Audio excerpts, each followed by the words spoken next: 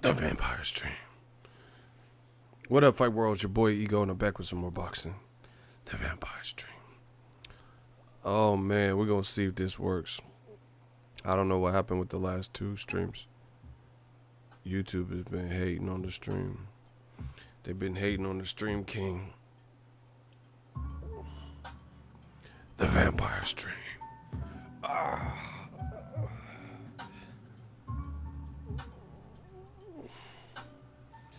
The Vampire Stream.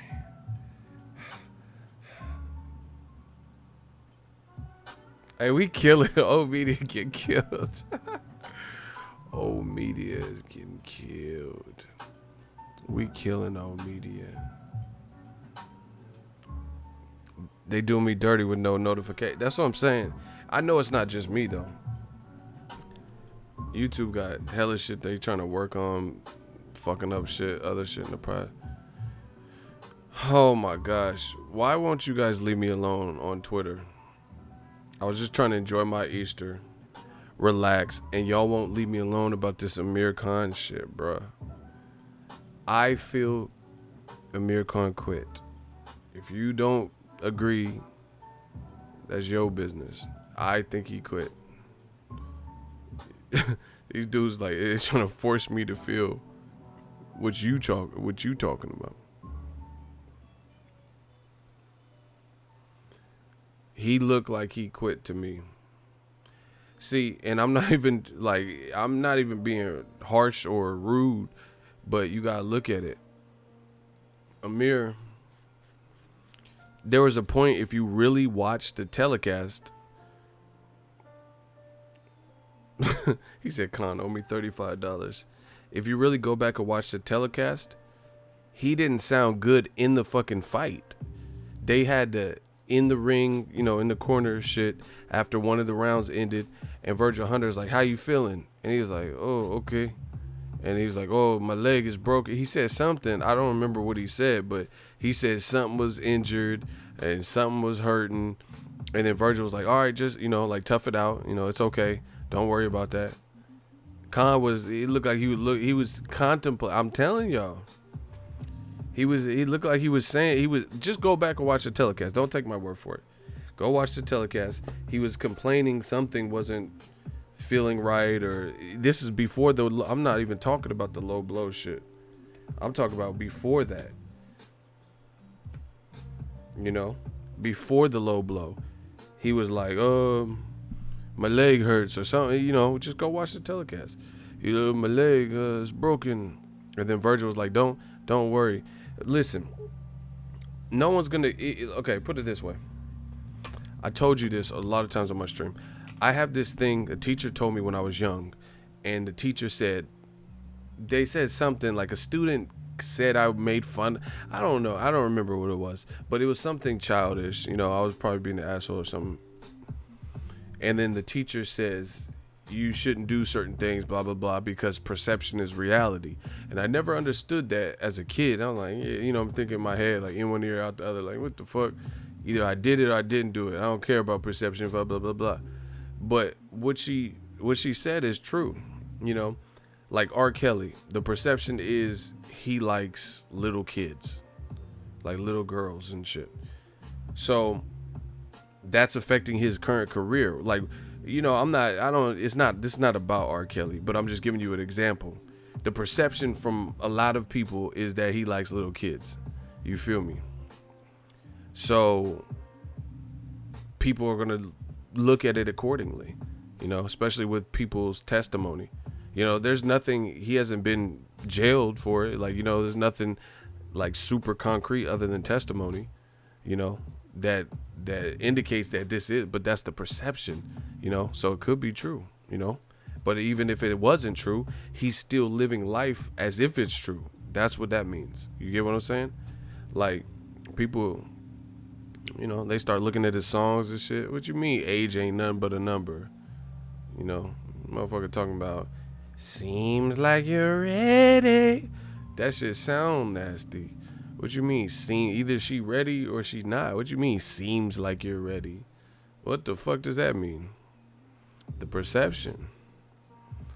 That sound like something a Chester would say. It seems like you're ready. Nah, bro. She's either ready or she's not. It ain't no. I wouldn't use that word seems. It ain't no goddamn seems. Either you ready or you not ready. You know what the fuck. Motherfucker album called 12 Play. She 12 years old playing at recess. Well, I know what these shit means. But anyway, with Amir Khan, that's the perception is terrible. It looked like you were getting tore up. Your face was getting tore up. You said something in the middle of the fight that seemed like you were, I don't know, wanted Virgil to stop it. You're like, my leg hurts, my leg. And he's like, don't worry about that. Don't worry about that. You know what I'm saying? And then as soon as some shit happened, he was like, are you good? You want me to stop it? And he was like, the perception is all wrong. Based on, and listen, you guys have to stop saying stupid shit to me. If you want to have real boxing conversation on social media, that's cool. But why would Crawford, look at Chesamine, and he's from the UK. My dude Ches is from the UK, and he said Khan was mentally beaten after round 1. I'm telling y'all, people were hitting me up talking about, Terrence Crawford low blowed him. Okay, it was low, but it wasn't in the groin. Ain't nobody's groin where a gun would be in a gun holster. Ain't nobody got no groin right there, unless you fucking Avatar or some shit, some alien ass groin. Like, hold on, man, I gotta piss, and then you piss from the side and shit. Ain't nobody doing all that. Anyway, smash the like button. The perception was terrible. It looked like, you were getting bested in the fight. It looked like you didn't really have many answers. It looked like he was hurting you to the body. He clearly knocked you down. His countering was sharp. He was getting, aggressive in certain spots. It looked like he was going to take you out. You had 6 more rounds of that. He said my right arm hurts. Virgil later said Khan had a bone chip on his right elbow. I mean, listen, I'm not even trying to be rude or harsh. These guys sign up for, combat sports. There's a lot of fighters that fight through a lot of stuff. I'm not them, so I can't tell you what you can or can't absolutely fight for. But, fighters have fought with broken hands and all types of stuff. You're in this profession, so it's like Floyd Mayweather, he fought with a torn rotator cuff versus Castillo, So what are we talking about?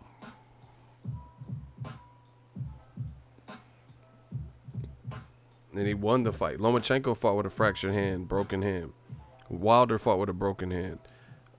Ali fought with a broken jaw. You know what I'm saying? Like, I'm not saying this is your preferred, this is what you want. Look at Max Holloway in the UFC. This man was fighting through everything. Poirier hurt him bad early. Dudes in MMA get karate kicked in the nuts all the time and they back up in like 30 seconds. That's what I'm saying. It doesn't seem really believable. Like he was just so debilitated from the thigh shot where he, like, again, perception. Even if Amir Khan took the full 5 minutes, tried to walk it off, and then made the call, then, I'm sure that would have went smoother. Like, yo, man, my shit fucked up. Because I remember when Chad Dawson tackled Bernard Hopkins, he actually got tackled, and he's an older fighter, and it looked like, some people said Bernard Hopkins was acting, but he at least literally got physical, contact. He got tackled. Same thing with Javier Fortuna.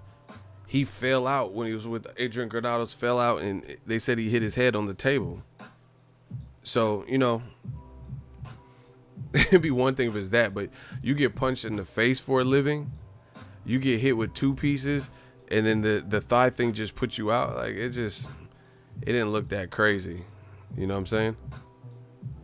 And here's another thing. Like, the story doesn't even match, bro. He had 5 minutes to recover, but chose not to exercise it. Dude quit in under a minute. That's what I'm saying. Like, how do you know that You have 5 minutes. Do you like have okay, here's a test for you guys. Here's a test.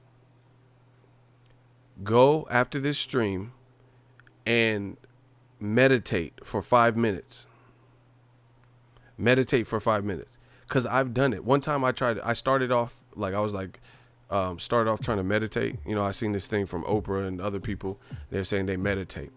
And they were saying they meditate like 15 minutes. So I was like, you know what? I'm not going to do 15. Let me start with 10.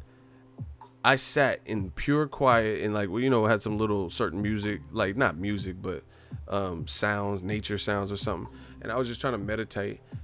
And I set a timer. So, you know, so I can come out of it.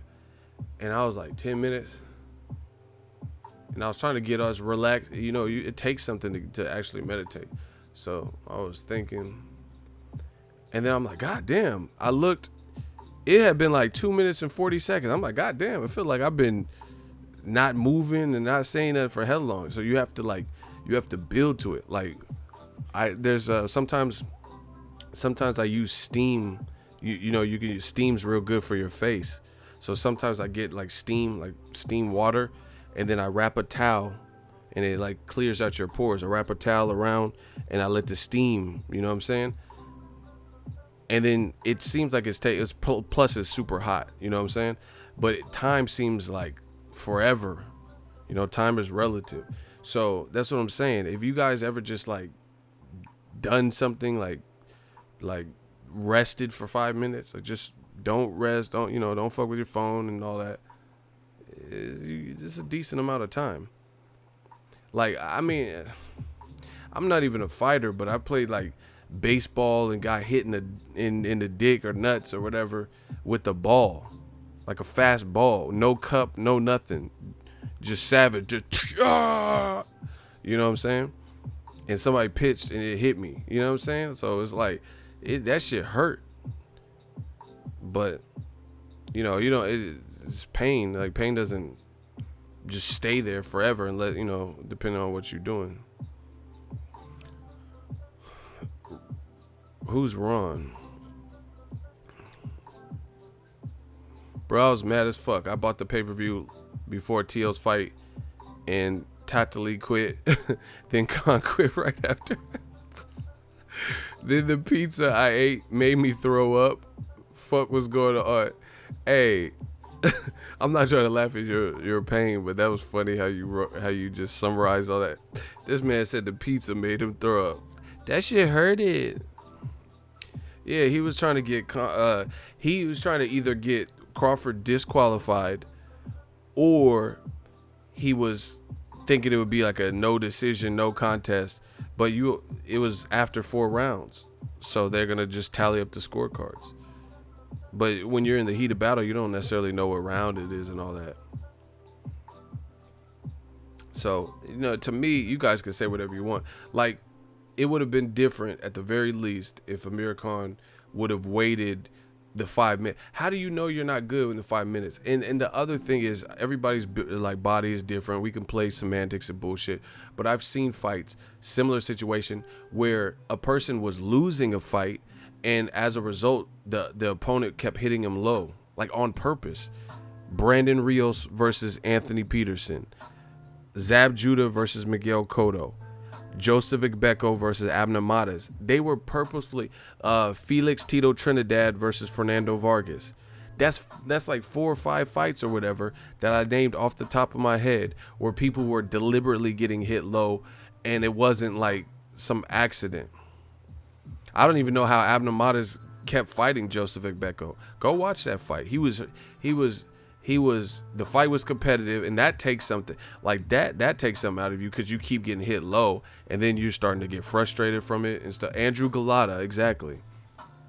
That's what I'm saying. Zab Judah versus Floyd, remember? And then that's why Roger Mayweather got in the ring. So we've seen this happen in boxing.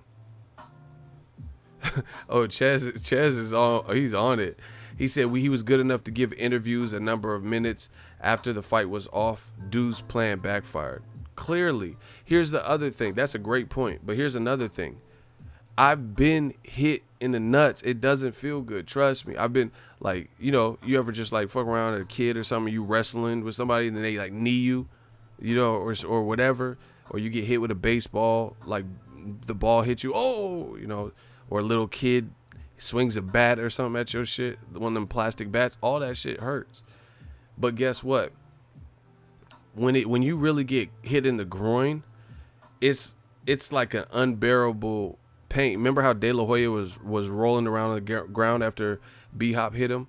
It's like some shit like that. Khan was fully cognizant and it looked like acting. It looked like a Lifetime movie and shit.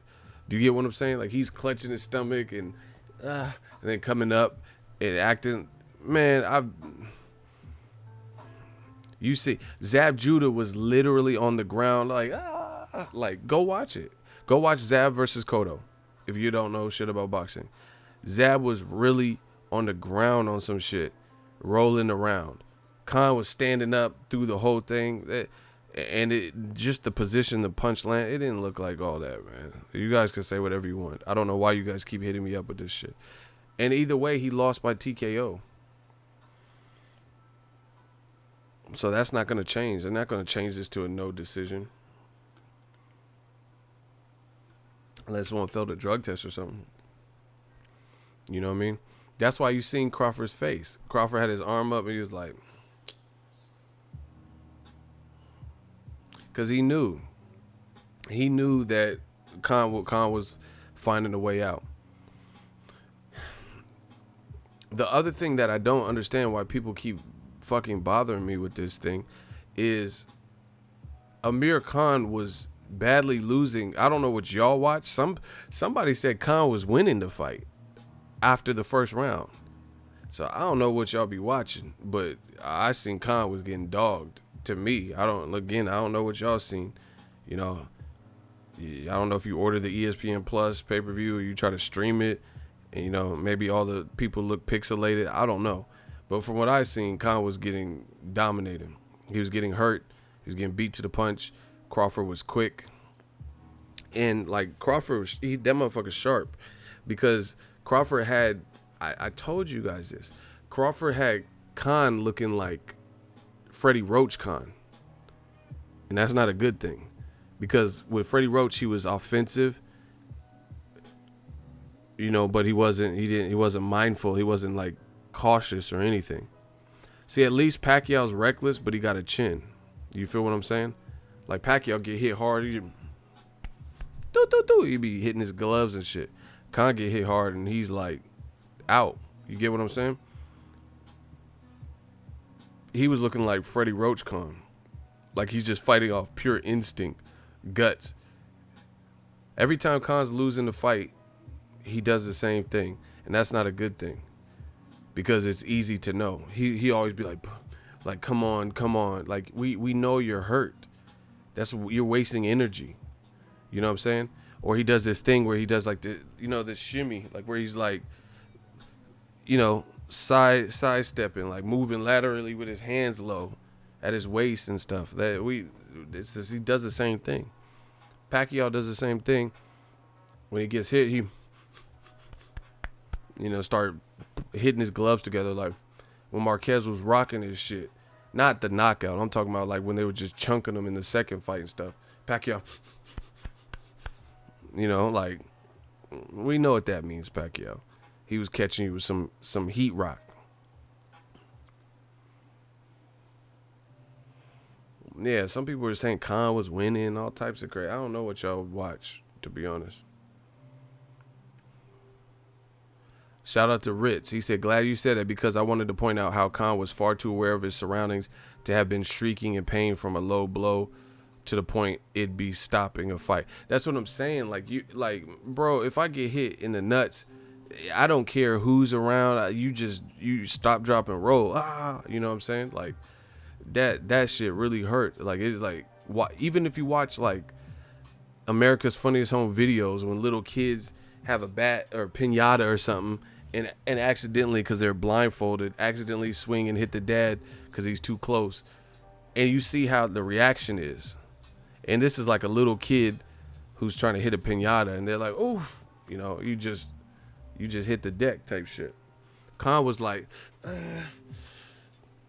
nah, like, you know, bending down. It just didn't look real to me. Y'all can say whatever y'all want. He said he adjusted after the knockdown. It was getting into his rhythm before the low blow.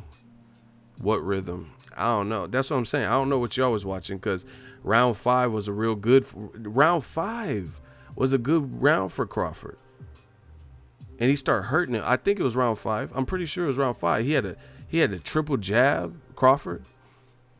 He was hurting Khan to the body in round 4 or 5, and the shit ended in round 6. So I don't know what rhythm this, whatever, you know. What I don't know what y'all watch. And see, this shit is funny, man. Cause like the thing is, who believes this? He said the rhythm of getting fucked up. Hey, y'all wildin', bro. I'm just saying, who believes this stuff? Like, nah, whatever. It just doesn't. Man, I heard comments, people saying he was winning, bro. I was like, what? He was in a rhythm. All right, bro. See, that's why not everyone, I'm not trying to sound like special, but not everyone can do what I do, like just do commentary, because they're too emotional, and they basing it off of, you know, who they want to win, who they like, and the people they don't like. They like I kid you not. Here's an example. You'll have people who are so emotional in the world of boxing, they'll give Amir Khan more props for his performance, and because they don't like Danny Garcia, they'll actually shit on his performance. You know, like, oh, Danny sucks. Another cherry pick, another Rod Salka. You know, he beat a bum. And then when Amir Khan's performance was versus Terrence Crawford, it was getting chewed up. They'll have all these optimistic views. Oh, Khan was getting into a rhythm. What?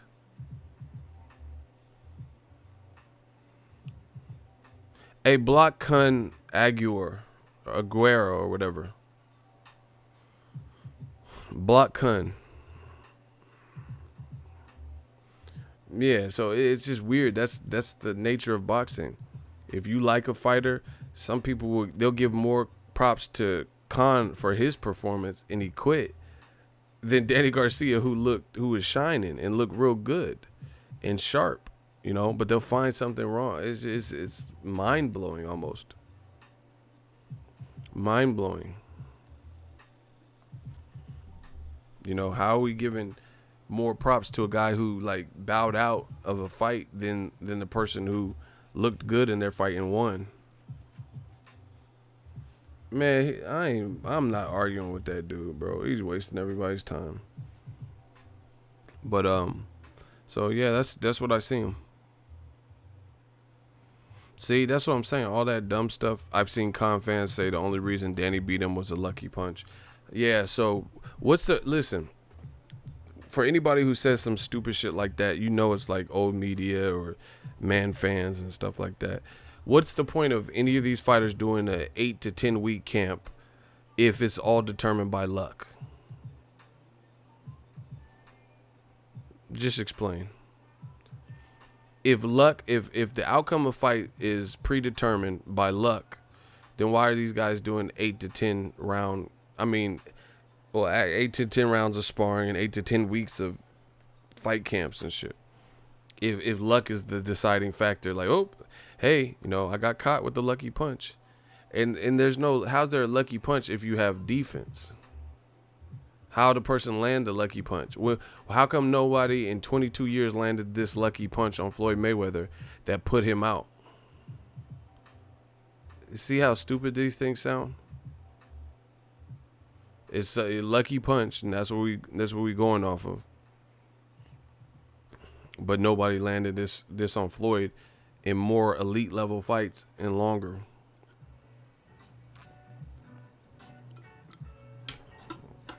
So the great thing about new media versus old media is this. They can say whatever they want. Nobody believes you. They can say whatever they want, but the world knows, you know, new media's message just keeps getting stronger and stronger. People are really questioning kind of where does Khan go from here? I don't know about you guys, but I don't really have an interest in a Terrence Crawford rematch, nor do I want to see Kell Brook fight versus Khan. That shit's a dub. And that's the other thing. All these so-called people who won't just give Crawford his credit, how come they're not demanding low blow Crawford and Amir Khan do an immediate rematch in September? Both of them rest and then do an immediate rematch. And if Crawford signs up for a Khan rematch, y'all will complain. So explain that. If a low blow is what took him out the game, then why aren't those same people saying, hey, I want Khan versus Crawford rematch, or Khan should fight Errol Spence next? Because y'all know y'all fucking lying. Block around the world. Y'all know y'all lying. If you knew Khan looked so sensational, then why? Let's see Errol Spence fight next.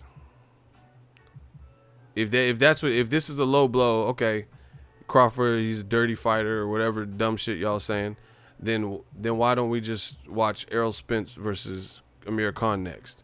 You guys are gonna complain if Errol Spence selected Amir Khan next. How about that? Or rematch Crawford. Bet you they don't want to do that,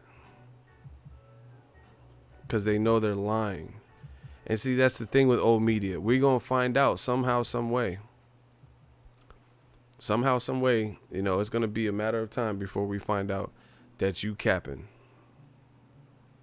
Yeah, I would like Khan versus AB. That's cool. Khan versus Berto would be cool too, but they're, former stablemates. Or actually, I don't know, because Berto ain't fought, so I don't know if he's still with Virgil, but they might be stablemates, so I don't know.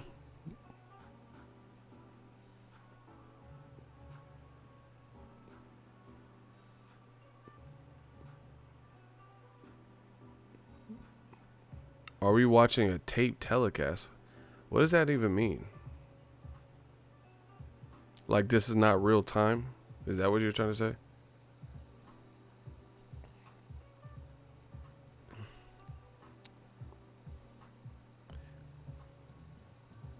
Damn, what did Around the World do?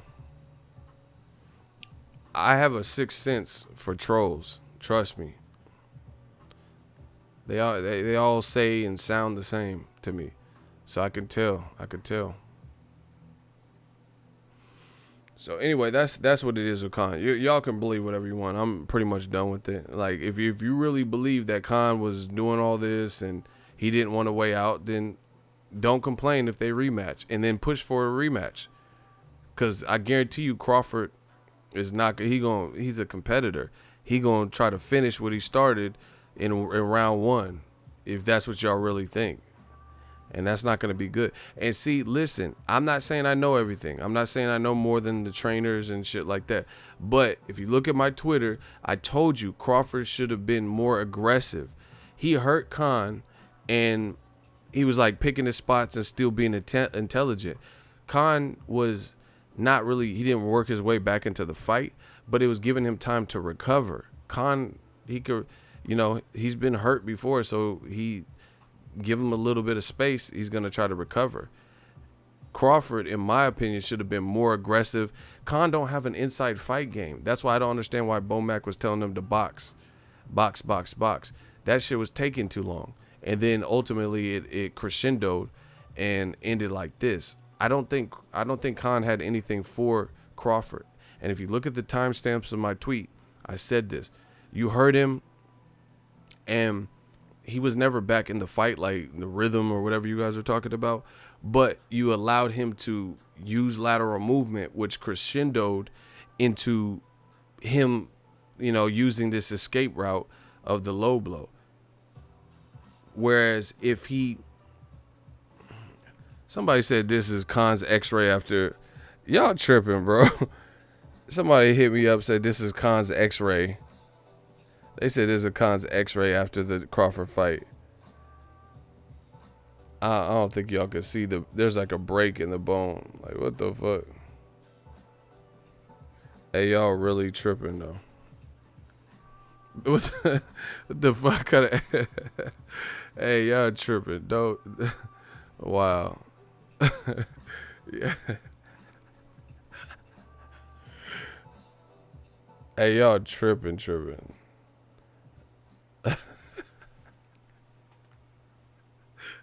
Uh, Somebody go send me some stupid shit. L just joined the chat.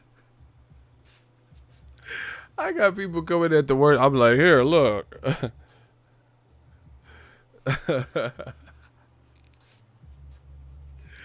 I be people be. Hey, pause that. People be coming in at the worst fucking times, and it had to be a woman from Australia. She was probably like, crikey, what is that, mate? Is that a dingo? What do y'all call? What do you call that in Australia? A dingo? Is that a male wallaby? What do y'all call that? Y'all call that a dingo? Is that what y'all would say? Like if I was in Australia, what would I call my member? Let me stop. Never mind. This is the Me Too era. Let me stop. They'll be like, yeah, ego was Me Tooing somebody.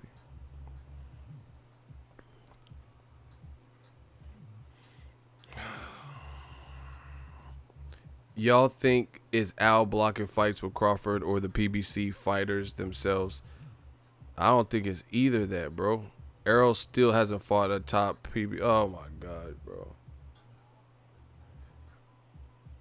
Bro, just go to old media. They need you. They want people like you, bro. Shout out to my dude Daryl. Why don't you go to old media? They looking for you. They need new recruits. We good over here. We don't want you. We don't need you. We don't believe you. Listen, you guys sound full of shit. You guys are liars. And let's talk about it. So, did we or did we not hear before Crawford Khan, before they, fight week, that Errol Spence was going to fight Sean Porter? Your dumbass is talking about PBC, Sean Porter, or Crawford, or whatever. Errol Spence ain't fighting no top PBC guys. And we just heard all the rumors that they're trying to sew up a Sean Porter fight. So how is Sean Porter not a top PBC guy? And he's a champion. You're in the hot seat. Please explain that. So how is Sean Porter, which we all know, this? See what I'm talking about? These dudes like to play dumb. They like to play dumb and act as if they don't know what's going on. Just like, Gerald Miller fails a drug test. They try to play dumb like new media, like me, hasn't been saying he should have fought other guys ahead of Gerald Miller. Like Wilder, like Luis King Kong Ortiz, like Dillian White. They like to play dumb like they don't have any concept of what is going on. So just block him. It's not even worth my time, bro. Just block him. I don't even care. Like, it's like we such in the lead. Like, I don't even have to explain this shit. Block this Joanna man or whatever his name is, Shawana Smoke and all that. Just block him. Thank you. It's not even worth it because he's taking too long. This is what they do. They try to play dumb, and we know they're lying. Sean Porter has a better welterweight resume than Terrence Crawford. I like Crawford. I love his fighting style. I love his fighting spirit. But the fact is, Sean Porter has a better welterweight resume than Terrence Crawford. Now, you can make the argument Crawford could beat Sean Porter if they fought. Guess what? Bob Arum hasn't delivered that. In fact, Bob Arum hasn't delivered anyone that I would want to see Crawford fight more than Sean Porter, more than Errol Spence, more than Keith Thurman, more than Mikey Garcia, more than Danny Garcia. Bob Arum hasn't delivered Crawford any of those names. So far, at welterweight, he's delivered Jeff Horn, who was a champion that I thought lost to Pacquiao. Jose Benavidez, who you guys made an excuse and said he got shot in the leg. And then he had a half a fight with Amir Khan, and it ended fucked up. You see? So I don't doubt Crawford will fight anybody. I really believe that he himself as a fighter will fight anyone. But he signed and aligned himself with the side that hasn't delivered him the best names, nor do they have the best names to match him against. That's just the reality of it. And this is why I think Bob Arum is lashing out, because he knows he don't have nobody for Crawford. He don't have Pacquiao anymore. Like, even if he had Pacquiao still, he could keep taunting, and tantalizing the public with the prospects of Crawford versus Pacquiao. So he could be like, oh, Crawford's going to fight Mean Machine, and after that it could be Pacquiao. He don't even have that. Listen to me. He doesn't even have a person like Pacquiao on the roster that he can put together a lesser fight with the, ask questions about Pacquiao after the Mean Machine fight. You get what I'm saying? So he doesn't have like a stay busy type of fight that he could put with the prospects of, hey, if you get past this Mean Machine, you're getting Pacquiao next. He don't have any of those guys in house. You don't even have a Ruslan Provodnikov versus Pacquiao versus Crawford, because he retired.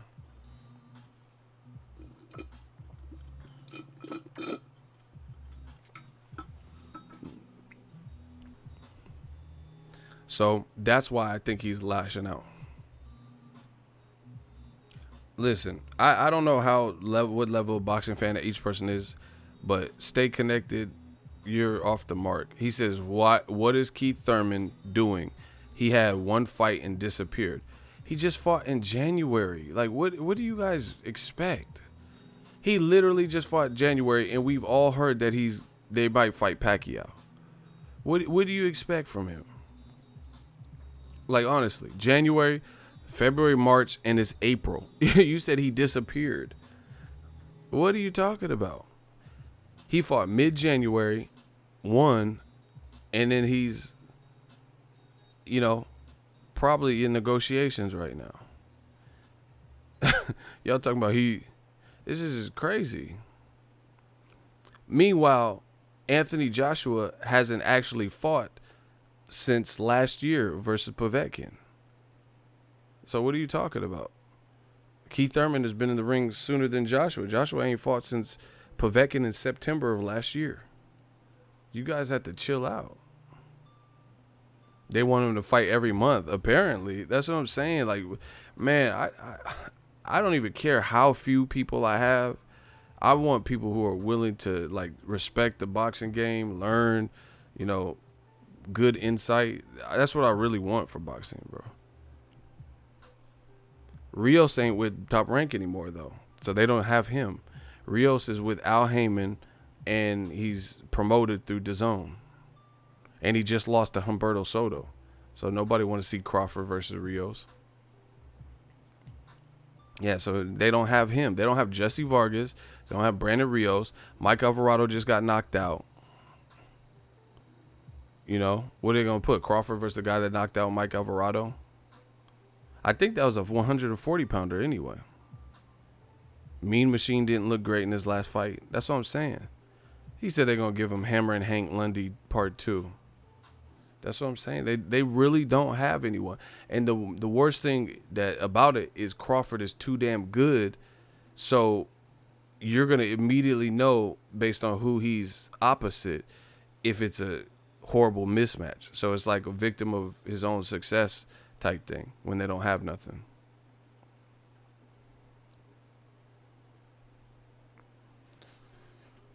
But the thing that I don't understand about Bob Arum's rant is this. Do we want to see Errol Spence versus Terrence Crawford? Duh, of course. Everyone wants to see the fight. But how you going to get mad at Errol Spence for doing something you would do in that same position? If you had 10 top-level welterweights with names that you could match them with in-house, when have you known Top Rank to say, fuck that? We don't care about the in-house. We're on HBO, and we want to make the Mayweather fight. Look how long the Mayweather fight took. It took forever. That's because Pacquiao and Top Rank. You know what I'm saying? So when have you known Top Rank to, always want to work with someone else, not on the mandatory terms and conditions.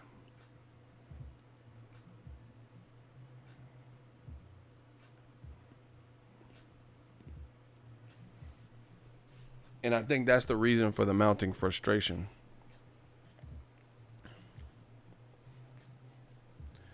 Who is the A side, Ego, Crawford, or Spence?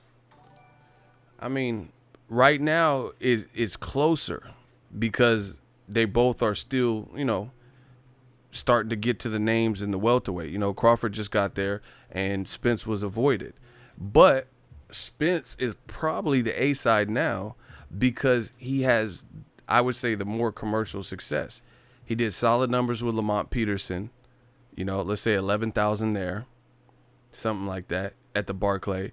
He has the Leonard Bundu fight that came on after the Rio Olympics that did $6.1 million or 6.1 million views or something crazy.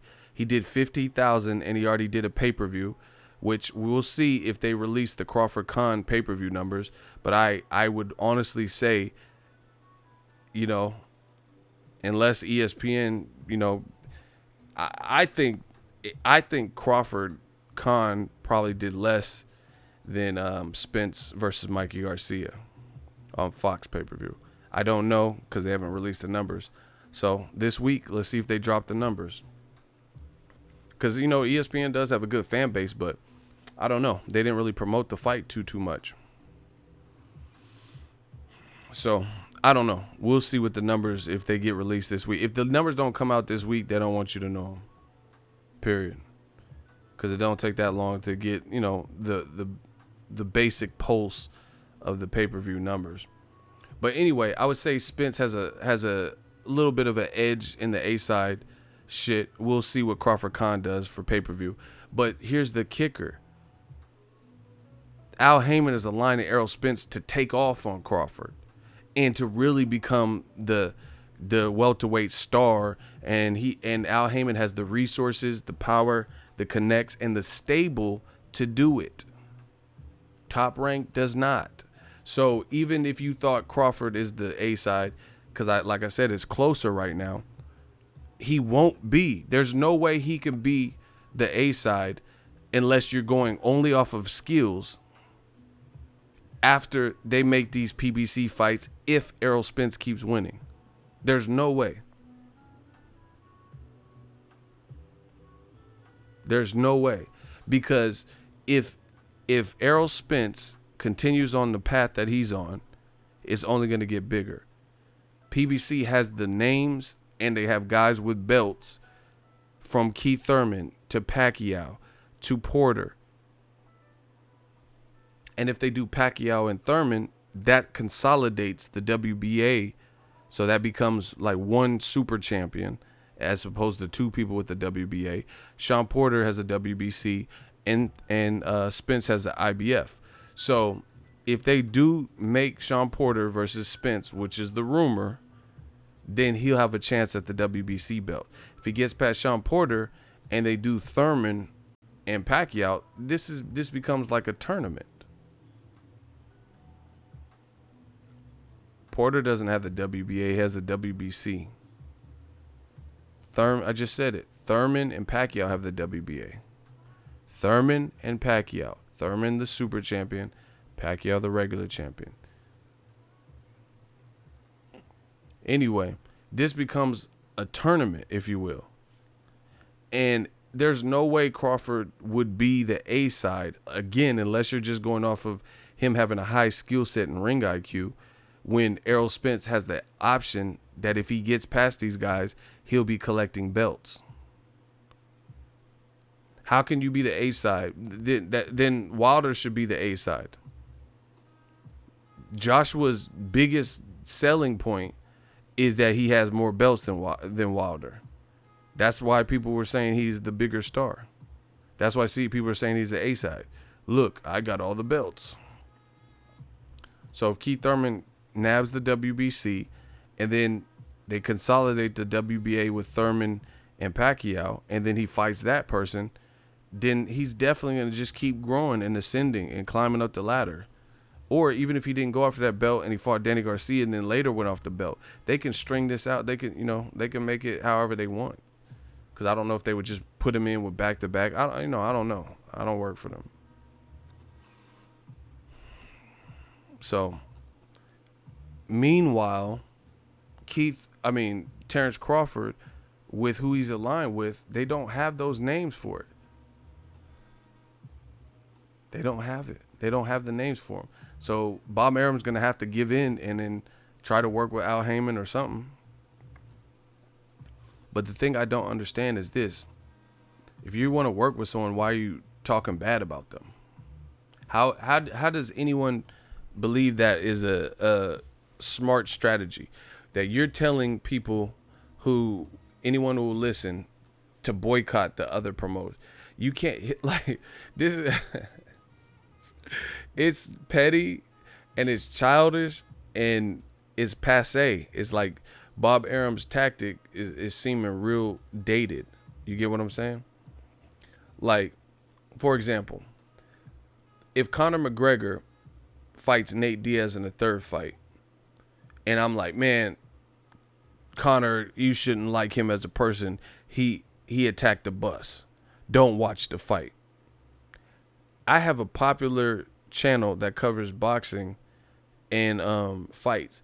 If you really wanted to watch Nate Diaz versus Conor to see how the trilogy ends, right? Who's going to just listen to me and say, you know what? Ego told me not to, so I'm not going to do it. Shout out to Bay Area, 408 shit, Shout out to San Jose. Like, just be real with yourself. If I was like, hey, Conor, he knocked the phone out of a fan's hand. He attacked the bus. And then Dana White and UFC announced Conor McGregor, Nate Diaz 3, and that's a fight where you watch the first two. Who's going to be like, nope, I can't watch it. Ego told me not to. And y'all ain't going to listen to me. If it appeals to you, you're going to watch it. So this makes Bob Arum look desperate. It really does. He really just said, don't patronize, like don't buy tickets and don't buy. Ain't nobody going to listen to that, bro. Ain't nobody going to not buy a PBC fight or not go to Wilder's fight in May. Put it this way. I'll be at Wilder's fight in May, and I'll tell you if people show up. Look, I'll see if they listen to Bob Arum. I'll get my phone out and film the crowd at Wilder's fight. And that's not even the biggest fight Wilder could be in. But I'll film the crowd, and we'll see if people listen to Bob Arum.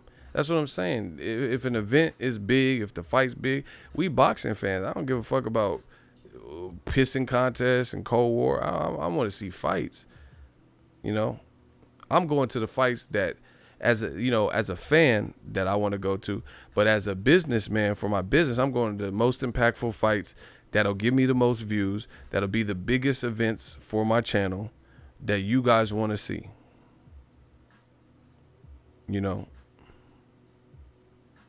As long as they give me a credential, I'm there. So yeah, just telling people on a pay-per-view that, hey, don't get it. And the thing is, we'll see what the Crawford Khan numbers did. It's only going to reach whoever, reports about it after or whoever was watching it. You know what I'm saying? It's just, you're not going to be able to tell people how to spend.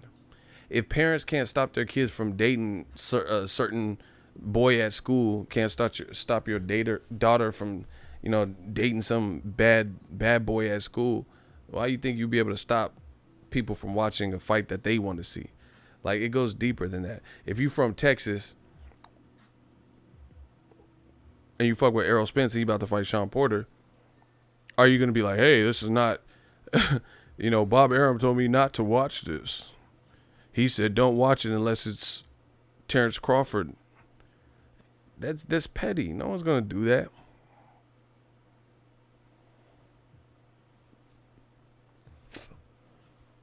Nah, I don't think Teofimo is going to fight Crawford. He at 135. That's not even realistic, Shit. Well, Lomachenko's better than Muhammad Ali. Why don't he fight Crawford? There's your fight right there. Arum ain't going to do that.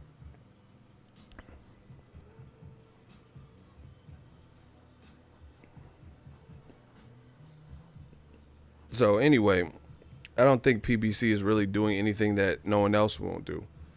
Like, again, why did Dazn has all the top middleweights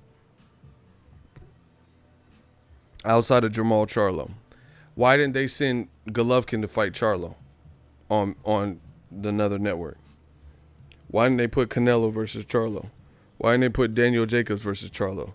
Because they have their own agenda and they have their own plans. They would rather give us rather give us Steve Rolls versus Golovkin than Golovkin versus Charlo. So where's the same energy? See, these boxing fans, I'm telling you, are fake. Old media boxing fans are fake because nobody is outraged and enraged. Like, okay, just answer this question. How are you so enraged that Terrence Crawford and Errol Spence the two black guys, don't absolutely fight next on two different networks and platforms and all this shit that they would have to figure out. And instead, Errol Spence is probably going to fight another unification with the guy who has better resume names at that division and is a champion and is still a unification. That upsets you. That fight upsets you. Spence versus Porter for a unification. That upsets you. But you're not saying shit about the WBC ordering Triple G to fight Charlo, winner gets Canelo, and Triple G's fighting Steve Rolls. Why is it not the same energy? No one's buying this. Top Rank got in the way of Wilder Fury. How does that not make you mad? But Spence and Crawford, who have never fought and didn't leave us in a cliffhanger with no resolution and leave us on a draw, that doesn't offend you. But two black guys that have never fought and that are on opposing sides, them not fighting next, really grinds your gears. But Wilder and Fury leaving everybody with blue balls because it ended in a draw and it got good in the 12th round and there was no round after that. So we don't really know who's better based on that, because Fury saying he won 10 rounds to 2 and Wilder saying he won. And then people like me are saying it's a draw. That doesn't offend you that Top Rank and ESPN got in the way and said, hey, we making Tyson Fury versus Tom Schwartz. And then we want to give him another tune-up, and then we'll see the Wilder-Fury rematch in 2020. That don't offend you. But Spence and Crawford, that offends you. Stop it. You guys sound silly. Cedric Walker said, good point. Thank you. And I'm aware, I know it's a good point because we new media shit. And I'm not saying that to you. I'm just saying, I know this stuff makes sense because I'm being logical here. How are you more mad that two people who have showed a willingness to fight the best and fight anybody, if they don't fight next, that pisses you off. But Top Rank and ESPN cock blocking Wilder Fury 2 don't offend you in any way. And they were in negotiations. Crawford and Spence were never in negotiations. Wilder and Joshua were in negotiations, and it was all this back and forth. Shelly Finkel said this, Barry Hearn and Eddie said this, and then the fight broke up. Joshua went to fight Povetkin. Those things don't offend you, but two motherfuckers who have never been in negotiations to actually fight, and negotiating is not being at the same fight arguing with each other. That's not nothing. That don't offend you. They're making fake hype around, a situation because somebody's not getting their way, and we know who somebody is.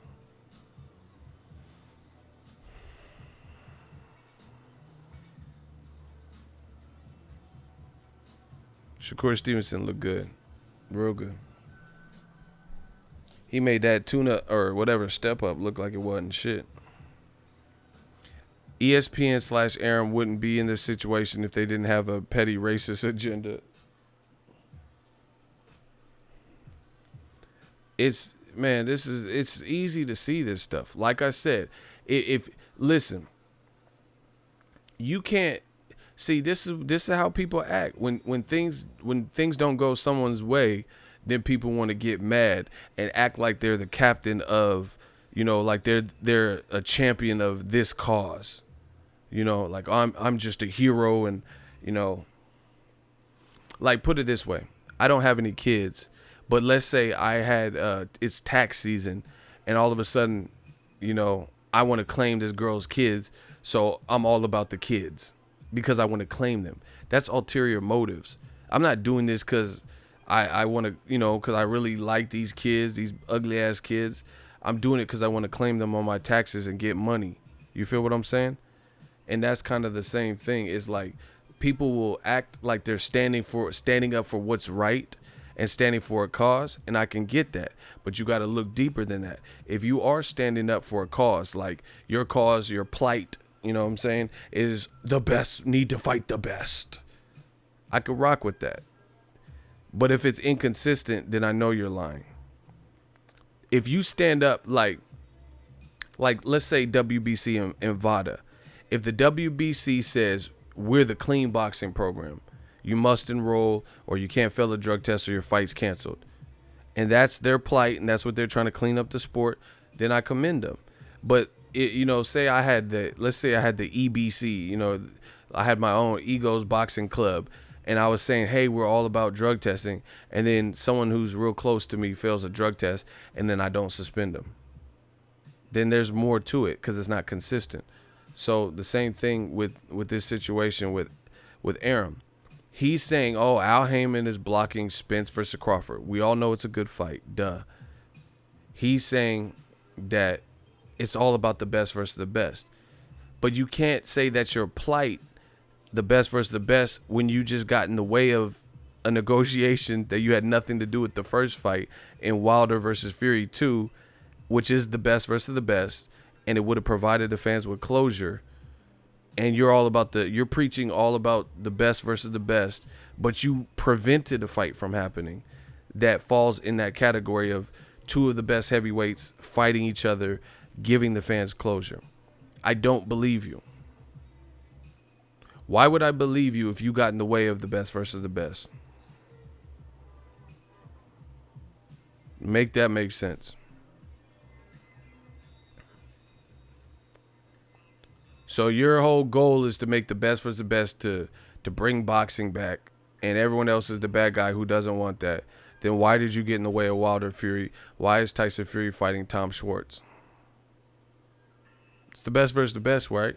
Why interrupt and intercept Tyson Fury and steer him in a different direction, you and ESPN? Makes no sense. So you're not about the best versus the best. You're about putting out, your own agenda and propaganda and hope people eat it out. If you're about best versus the best, why does Better Biev not fight Vodstick next?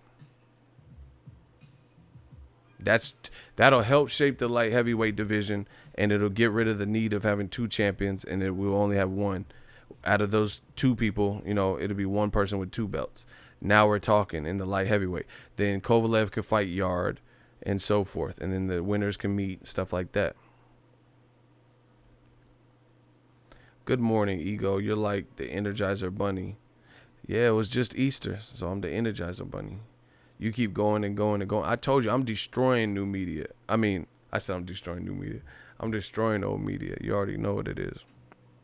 I will not stop working until I see them defeat. And I'm already starting to see it, so this is awesome.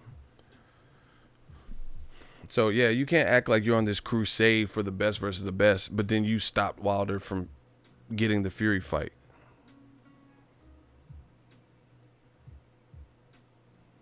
That doesn't make sense. You want the best for the best. That's what you have to be about consistently, not just when it's convenient.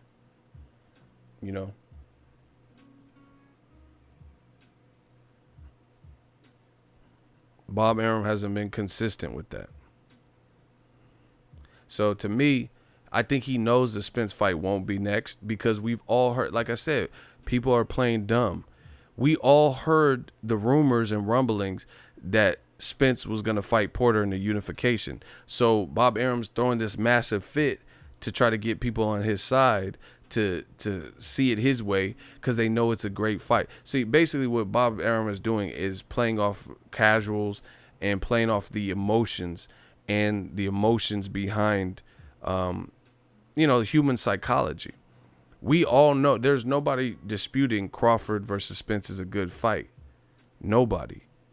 But he knows it's not going to happen. So what he tries to do is get people in a frenzy and an uproar about the fight not being next to try to hurt the competition because he knows it's not going to be next. So he wants to negatively impact their viewership. But what I'm saying is new media's here. That's not going to work. That's not going to happen.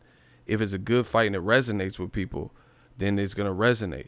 If PBC, Top Rank, or Dazn, or any of these other guys make a good fight, then I'm here to promote it. If they have a good fighter, then I'm going to promote it. Period. So if Spence fights Porter, that's a unification with the person that has a better resume than Crawford at welterweight. So I can't shit on one unification with the guy who has a better resume to advocate for another unification, which we know should be a good fight, but the person's just developing their welterweight resume. They only have 2.5 fights there. That makes no sense. Listen, I'll give you guys the opportunity to beat me. I know a lot of old media wants to be able to out-debate me. Does Terrence Crawford right now have a bet, not skillfully who he would beat and speculation, right now, does Terrence Crawford have a better welterweight resume than Shawn Porter? Yes or no? Let's all vote. And depending on your answer, I might put you in the hot seat. Does Terrence Crawford right now have a better welterweight, where he would be fighting Errol Spence, resume than Shawn Porter? Yes or no? Okay, Cedric Walker is in the hot seat. He's claiming that Terrence Crawford has a better welterweight resume than Shawn Porter. So you're in the hot seat. Explain.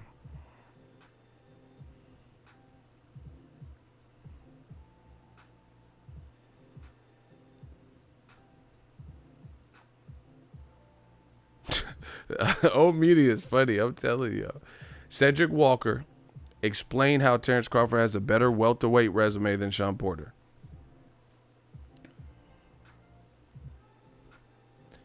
Well, he's never lost a fight for one. Strike one. Tell me how Terrence Crawford has a better welterweight resume than Shawn Porter.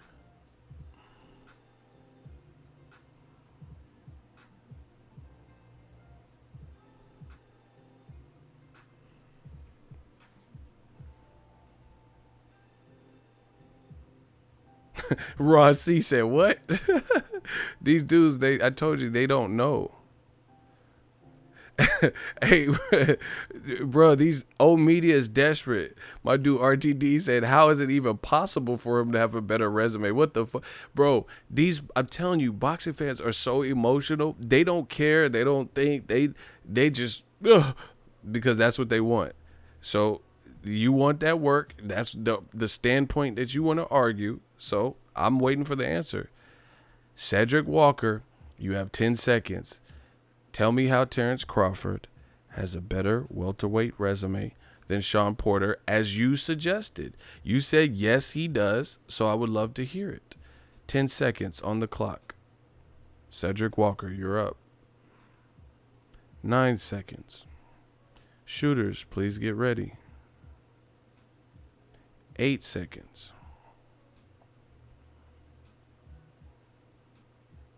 7 seconds. Cedric Walker, tell us how Terrence Crawford has a better welterweight resume than Shawn Porter. 6 seconds.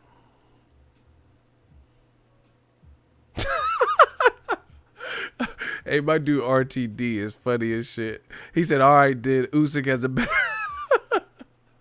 He said, Usyk got a better heavyweight resume than Dillian White, if that's how we doing things. I just started watching Crawford. Block him. That was easy.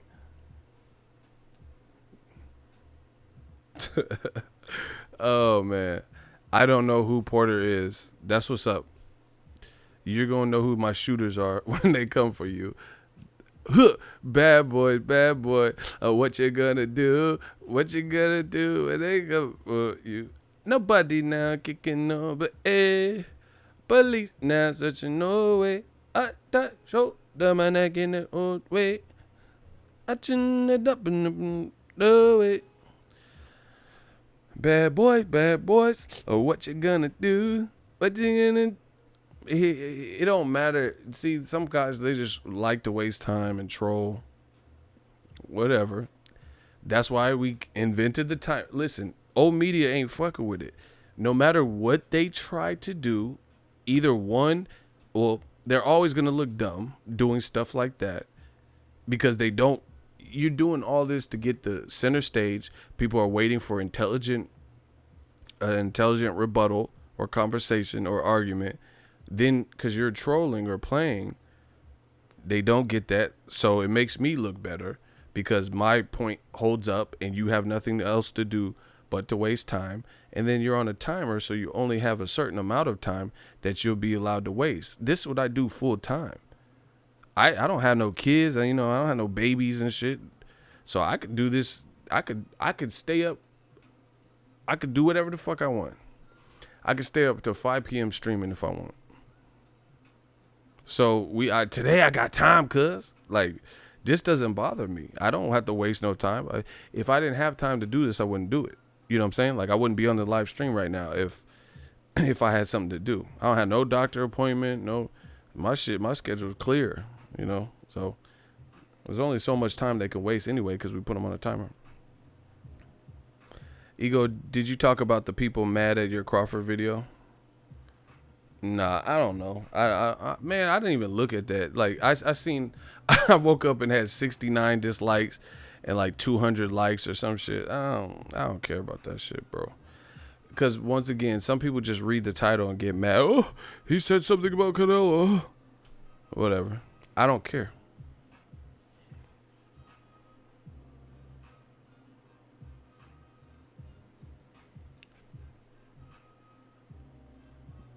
So, I'm not worried about it.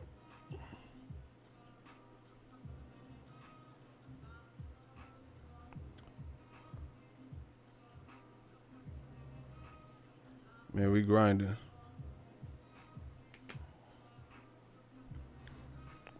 Do you think Ortiz will turn down Matt? Luis Ortiz ain't. First of all, listen, you guys just make up shit. Because Eddie Hearn got on camera and was read saying a bunch of shit, where's the proof that Luis Ortiz was even offered a legitimate offer? Just because he said, oh, yeah, we love Luis Ortiz. I didn't even hear. How much did he get offered? Tell me the details of the offer since y'all know so much. And not one person can do it. Is there a rematch clause? How much money was offered? Since you guys know that there was a legit offer from rematch room to Luis Ortiz, tell me the details. Once again, we wait. Dirk Ed, block him. He said $5 million. You just made some shit up, bro. Block Dirk Ed. Yeah, we about to put you in the Dirk.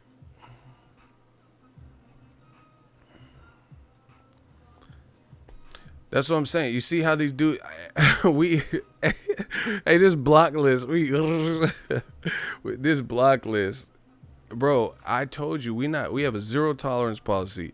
If you bullshitting, like saying stupid shit, we know you just making up and shit, you're out of here. We don't care what you talking about. Talking about 5 million. Like man, stop. Ego, man, keep preaching that boxing gospel. I'm all ears. Yeah, man, we working. This is fun for me. Man, this block list is legendary. I'm gonna start doing the parole though. I might let a couple people out on parole. You know what I'm saying? I'm gonna have some parole hearings. Do a stream. Let people out on parole on good behavior. Not certain, like Slavin, that motherfucker ain't never coming back. Loma Checkers, these motherfuckers, they ain't never, ever coming back. Cedric Walker, nope. He blocked forever. He got a lifetime, man. Fuck them.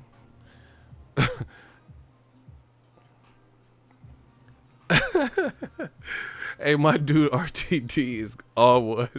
He says social media has killed common sense in the everyday person. I'm laughing, but it's sad because he's so right.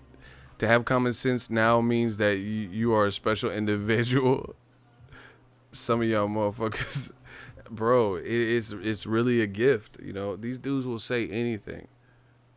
I'm like, does Crawford have a better welterweight resume than Sean Porter? Yes. How? Explain.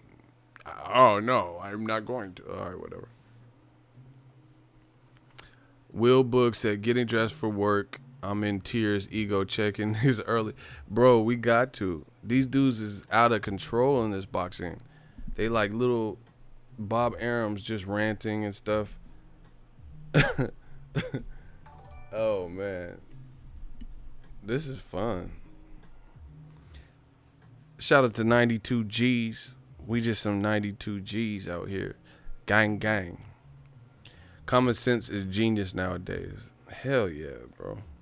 These dudes be committing crimes and then putting it on social media. Like, why you put your crime? The bad shit we did when I was younger, that shit ain't never made no tape. These dudes be filming it.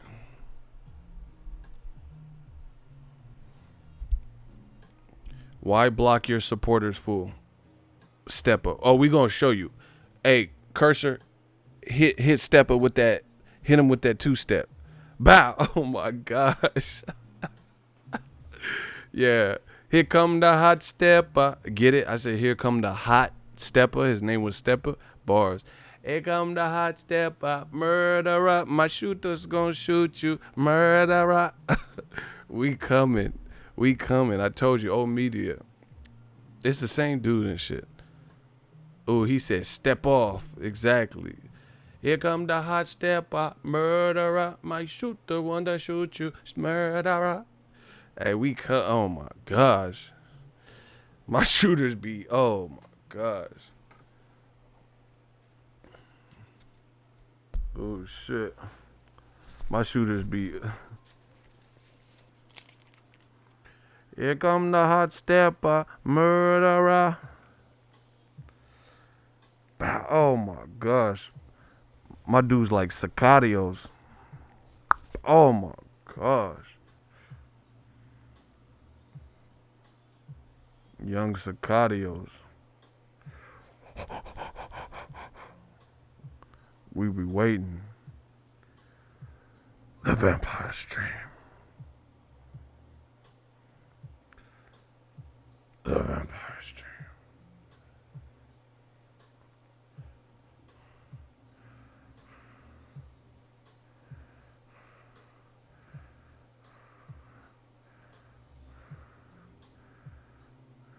We're coming. The shooters is coming. Oh my gosh. The Sicarios. Oh my gosh. I told y'all. It's looking ugly for old media. I forgot their names and shit. Leonardus just got knocked out in his last fight. Haney will beat him. And he's at 140 anyway.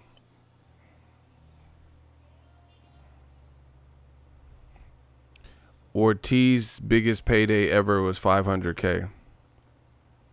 You know what the funny thing with people like you pocket watching. You ain't never made $500K. And you laughing like it's some shit. This motherfucker work at Taco Bell and he making fun of someone for making $500K who came from the bottom. How much you made? You made $500K at Taco Bell? How many Mexican pizzas you had to sell? This motherfucker selling Doritos Locos Tacos at Taco Bell with a Mountain Dew Baja Blast, making fun of somebody who made $500. Luis Ortiz, his highest purse was $500K. You work at Taco Bell, bro. What are you talking about? How you gonna insult a man? $500K for heavyweight boxing is terrible. Okay, so how much you make at Taco Bell? How much you, if you sell a gordita, how much commission you get? Hey, if you sell a hot stuffed burrito or a chalupa, how much do you get? I make $80,000 a year, but I ain't getting punched in the head. At Taco Bell? Okay, shit. They paying $80K? They paying $80K at Taco Bell? Are you like a shift leader or something? This motherfucker talking about you make $80K. You ain't making $80K at Taco Bell. So you refilling the mile, they giving you $80 for refilling the mile. That's what you telling me? He lying. That motherfucker be straightening up the mild sauces and shit. There, boss, I did it perfect. The milds are the milds are in order. You a sauce supervisor, huh?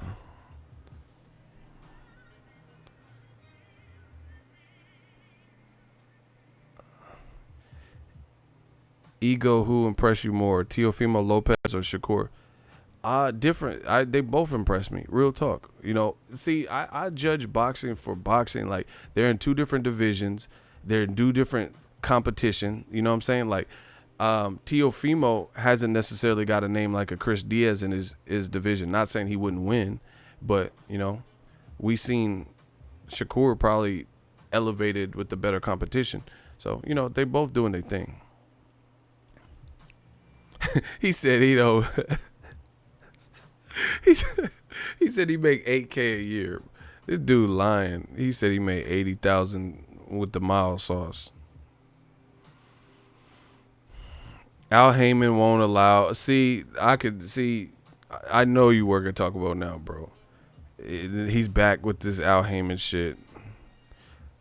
Bro, why do you care about Ortiz's money? Ortiz would stretch you. And why do you care? You ain't never made $500,000. How are you gonna try to make fun of someone for making $500K and you ain't made that? That's like making fun of a person. Eminem got a Grammy and you ain't got no Grammy. Oh, he only got 2 Grammys. You have no Grammy. You have none Grammys. You have a Slammy. You have a whammy hanging up in your room. A whammy. Oh, Eminem only got 5 Grammys. You got none. How can you make fun of? Just explain that to me. You're making fun of him for having 500,000 for someone he probably knocked the fuck out. You know, unless it was Wilder. I don't know when he made the 500K. You know, but he made 500K in one night, and you trying to find a way to make that an insult, and you work at Taco Bell. Ortiz tweeted about having to ask PBC to give him the green light to fight. Ortiz don't even speak English. You don't know what you're saying, bro. He don't even speak English like that. His handlers and people be tweeting for him. Block this fool. Wasting my time. Imperial Call or whatever. Call Girl or whatever his name is. Block him. Al Heyman is blocking him, and we're blocking you. Coming right up after these messages. We'll be right back. Bow. Motherfucker talk. Either way, bro, Dazn got to do something. Fuck what you talk about. Okay, let's say what you're saying is true. That still don't change the fact that Anthony Joshua has to headline an event in America against someone that nobody knows. So whether you think Al Heyman's holding him back or whatever bullshit you talk about, Dazn is still stuck because they picked somebody that would later fail a drug test, even though the American public told him not to pick him, to go after Luis Ortiz if it wasn't going to be Wilder. And then now all of a sudden he want to fight him. No.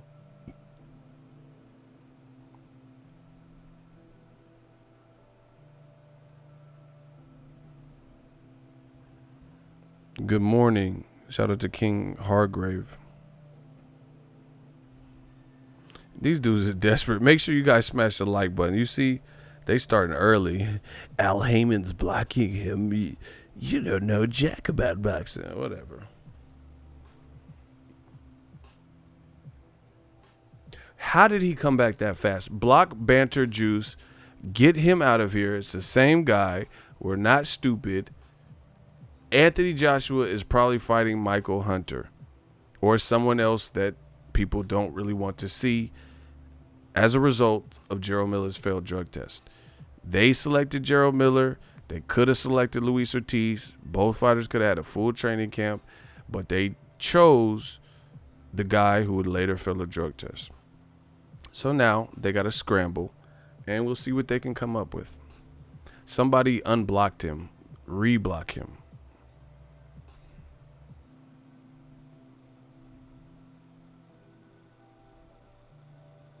The announcement will probably be this week. They lying, bro. He said the trolls are respawning. Bro, see, this was happening. Old media, they said a bunch of shit, and now almost all of what they're saying is coming, is backfiring, and is not coming true. And the stuff that we've been saying and new media's been saying is painstakingly true and obvious. So now they look crazy, and now they're trying to backtrack and find, just find new things to talk about. Bottom line is this. If you wanted to fight Luis Ortiz so bad, he should have been the original opponent. If he doesn't have a full camp at age 40, I wouldn't take the fight either. That's my thing. If his team felt confident, like they wanted to take the fight regardless, then hey, that's what's going to happen. But, if I was advising Luis Ortiz, I wouldn't tell him to take that shit on 5 weeks notice. Fuck that. Because they had every two. Listen, I told you I'm a person about principles, morals, values, standards. Joshua, if he wanted to fight Luis Ortiz, he should have reached out to him first. And then that would have been cool. That's like, let's say Steve Rolls pulled out of the fight with Triple G, and then Charlo already has a situation, where he could fight this guy, and then he has 5 weeks to train, and then they try to hurry up and, Steve Rolls pulled out, now we want to fight Charlo. It don't work like that. Nobody, the game don't wait. What don't you guys understand? The game don't wait for nobody. Why? Like, nobody's waiting for Crawford Khan. If you're not part of Top Rank, nobody's waiting for Crawford Khan outcome to decide what they want to do for the summer. PBC got to get their own shit moving. They got to figure out Tank's next fight. They got to figure out, Gary Russell, what next card he going to be on. They got to do little organization with the Wilder Brazil fight. Ain't nobody just sitting up waiting for Crawford Khan, watching what the outcome is before they make their plans. They trying to make Pacquiao's next fight because he can only fight on certain times because he's part of the Senate. I want to thank it's up to my advisor, my promoter, Al Heyman. He can only fight certain times. He said he's good like July, so they got to get the ball rolling. Ain't nobody going to wait for Crawford Khan. You know what I'm saying? They're not going to when the whole, listen, this is what I said about saving the Dazn event. Anthony Joshua, it was public knowledge. We all knew he was fighting June 1st against Gerald Big Baby Miller. So how can you fault Al Heyman and Luis Ortiz, who knew Joshua was fighting on June against a said opponent who it didn't work out because he failed 1,000 drug tests, but he was supposed to fight. So naturally, that's not an option. He just came off the Edislandi Lara card, so they're probably looking at the next step. So you want them to drop everything, have a bullshit half a camp, because things didn't pan out with your initial fight. If it works, it works. If it doesn't, it doesn't. That's just the reality of it. But you can't. How you gonna get mad at somebody who none of us knew Gerald Miller was gonna fail a drug test? I'm pretty sure Madison Square Garden and Eddie Hearn, no one's gonna put themselves through that. Like, then no one's gonna stage a fight that they know is gonna let everyone down and get canceled and waste a lot of money. You got to think about it. Eddie Hearn is wasted a lot of money in Dazn. They did a press conference in New York. They made flyers. They made backdrops. They did promo ads for this particular thing. They probably shot some interviews. They did a press conference in London. That's money. That's all money down the drain. You wasted money. What are you going to do with them flyers? Them flyers have a specific date. So even if AJ later fought Gerald Miller, which I don't even know if that would happen because of what happened, and I don't know what his punishment is going to be. That flyers are good. They're no good no more. It says June 1st, 2019. So they wasted a lot of money. And nobody's going to just, everyone thought Joshua was fighting June 1st, nobody's waiting. So they trying to find the next thing. Listen, you guys can believe and listen to whoever you want. You notice they keep coming back to my shit. They keep coming back to new media. Go to these other weak-ass channels, old media channels. You never see them getting harassed because nobody really cares. They don't have an audience like that. You know, you don't see people building 18 accounts to come back and keep saying stupid shit. But they do that to me. That's cool. I'm built for it, tough. I've been built for this. It is what it is. It ain't nothing new. That's what happens when you're the king of the hill, you know. You're a fucking molehill. I'm gonna make a mountain out of you. Like, this is what happens. But we'll see. You know, over time, we're going to keep seeing what people say, if it's true, if it comes true, stuff like that. Joshua had every opportunity to fight Luis Ortiz. He chose against Luis Ortiz. Now Dazn has to scramble, and Eddie Hearn has to scramble to figure out who he's going to fight. And real talk, Michael Hunter, if he fights him, it's not the worst substitute fight because, you know, Michael Hunter is cool, but I don't think it's going to go over well. I know about Michael Hunter because I'm a hardcore fan, but, you know, a lot of people, he don't have name recognition like that in America. You know, most people probably didn't watch his fight with Ustinov, you know, so it's gonna be a hard sell. You know, people might want refunds and shit like that because he's not, you know, his dad used to fight, but like I said, people don't really know him like that. The other thing is Joshua would be weighing 256 pounds, 262 pounds, and Michael Hunter's last fight, he weighed 213.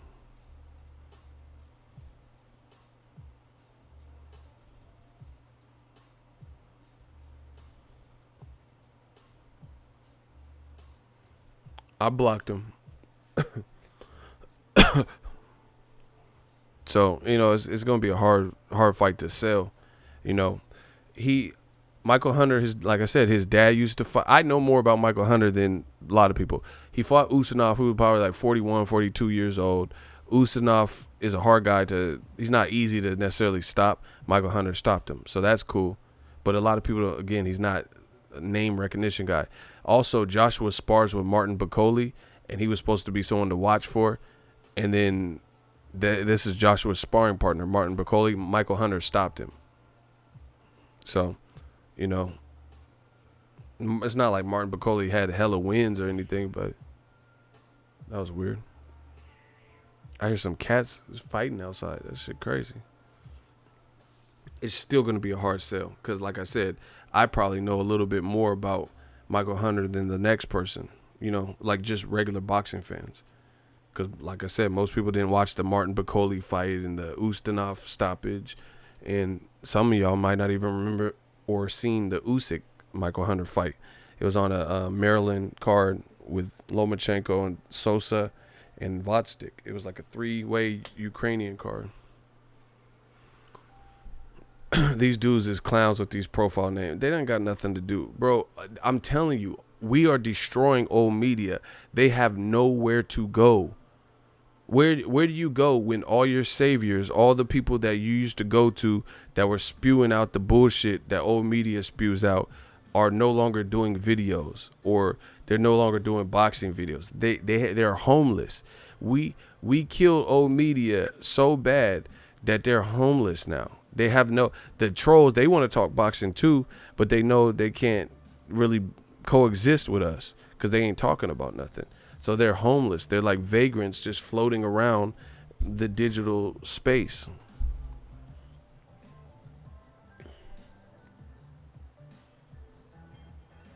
Dazn chose Miller because he under the banner. Ortiz would have to sign with Dazn for a fight.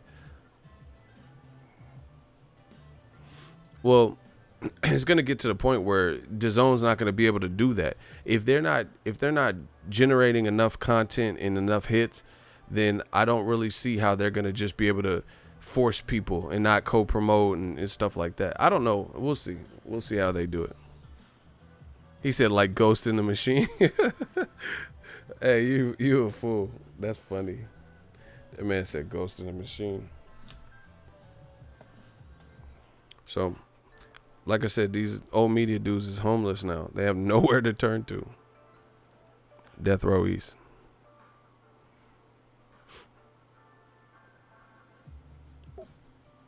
No, you said they chose Miller because he was under the banner. They chose Miller because he didn't have the same level of experience, and they thought he was the easier fight. Whether that would have been true or not, we don't know because the fight's not happening. But that's why they chose him, because he has a lot less experience, and stylistically, you know, it's a different fight from Luis Ortiz. That's why they chose him. Matchroom had AJ and Luis Ortiz. What better time than to fight AJ? They could have been building that. Listen, y'all can say whatever you want. Eddie Hearn, this is at least the second time where Eddie Hearn had two names that people would love to see fight, and they all went to fight other people, but they were under the same imprint and still never fought. Amir Khan just fought Terrence Crawford. It was an embarrassing ending instead of fighting Kell Brook. So when the world found out that Eddie Hearn and Rematch Room acquired Amir Khan to the stable, naturally everyone said, oh, they got Kell Brook already. They been had him. Now Khan's working with them. Wow. Okay, after a couple of tune-ups, we'll finally get to see Khan and Kell Brook. Guess what? They didn't deliver. Amir Khan, who wants to see Kell Brook and Khan now? Based on how he looked. Kell Brook just said in New York, he said, man, the Khan fight's dead. I'd rather fight Crawford. You know, whether that changes or not, who cares? Who wants to see that? Who thinks, you know, these other dudes is mad at Al Heyman, but they're not delivering on in-house fights that they could deliver on. That's a bigger problem. How come Eddie Hearn couldn't make Bob Arum made Crawford versus Khan, but Eddie Hearn had both Kell Brook and Khan, who had a long-standing beef. And to me, if Khan fought Kell Brook at this point, the fight probably wouldn't have looked like Crawford shit, because Crawford he's just too in the zone right now. So Khan has a better shot with Kell Brook based on how he looked versus a stripper, Michael Zarafa, in his last fight. I would give Khan a chance to look better than he looked versus Terrence Crawford. So Eddie Hearn allowed Amir Khan to fight a fight that most people knew he probably wasn't going to win. He could at best make it interesting before losing, which is not even what he did. He just lost. But they didn't make Kell Brook versus Khan. Luis Ortiz was signed to Matchroom, and he was Joshua's mandatory. They never made AJ versus Luis Ortiz. They can make all these other fights. Last week, about 2 weeks ago now, at the Lomachenko fight, Eddie Hearn says, oh, Dillian White will fight Luis Ortiz. Dillian White will fight him. Guess what? Dillian White's not fighting Luis Ortiz. He's fighting Oscar Rivas.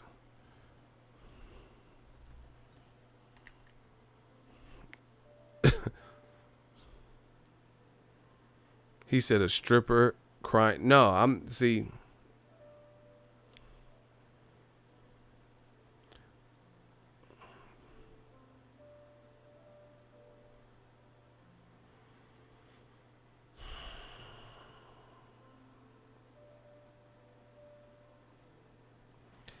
listen. Y'all think I'd be saying stuff to be funny.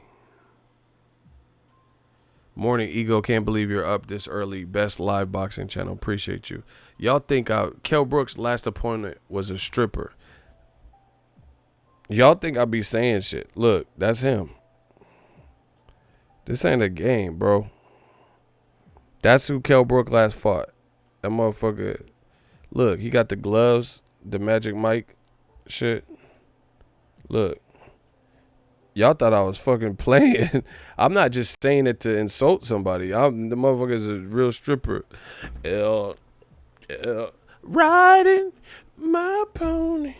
My saddle's waiting. Come. These motherfuckers a stripper. I'm not just joking. Riding my boat, my saddle. Like, these motherfuckers is a stripper. Hell. Y'all think I'm just capping? No, this motherfucker was a stripper. Motherfucker.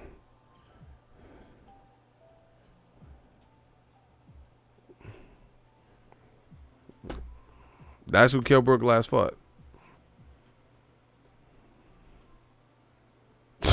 Someone said he was in the falsetto video. Is that the dream? Get out of here, yo.